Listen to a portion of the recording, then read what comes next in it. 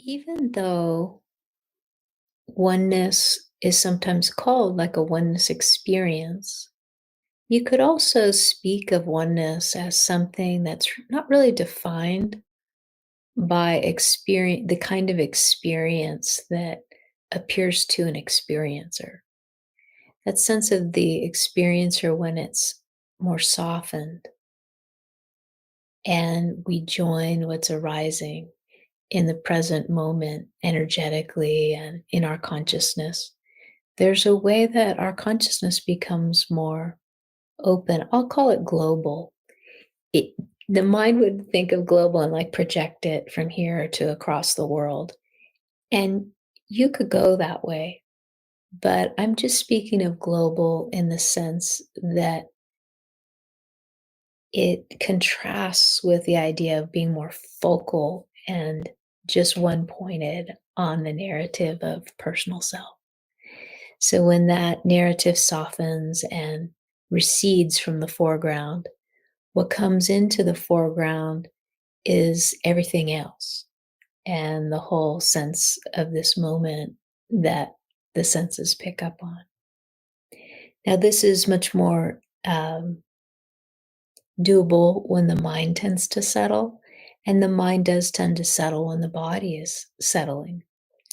So, just energetically speaking, the more settled the body is, the energy follows gravity and rests down more low, the less the energy goes up into the top region of the head to activate the mind.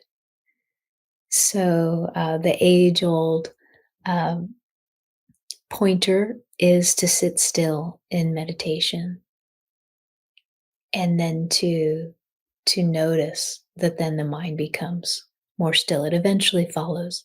Sometimes it can take some time, especially if you've had a lot of forward momentum and been engaging the thoughts a lot. It can take time for that to shift. But the more you habituate yourself to this kind of stopping, the more readily that settling occurs. So,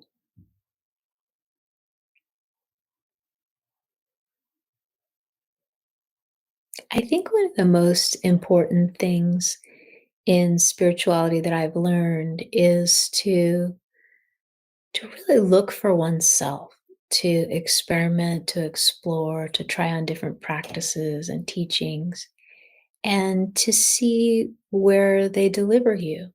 You know, I'm giving some very specific pointers this evening, and you can refer to these now or refer back to them if you watch this recording in future.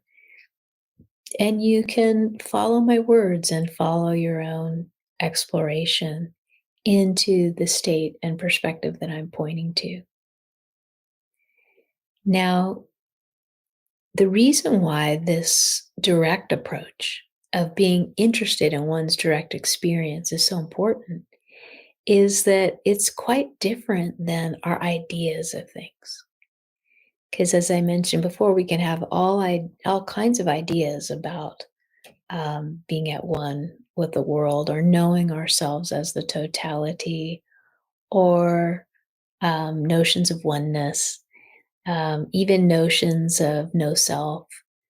And no idea or notion is going to compare with our direct experience. Does that mean that our direct experience is off the charts amazing? It may be, or it may be quiet and simple and subtle.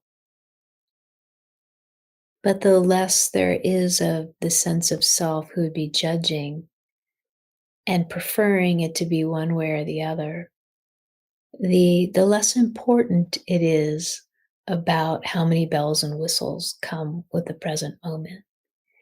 The more there's a simple rightness, a kind of landing in oneself, a kind of feeling of arriving or coming home that comes forward that has its own types of satisfaction.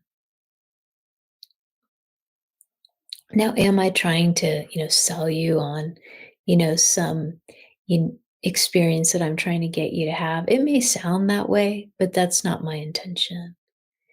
My intention is to invite your investigations to further your direct experience in a way where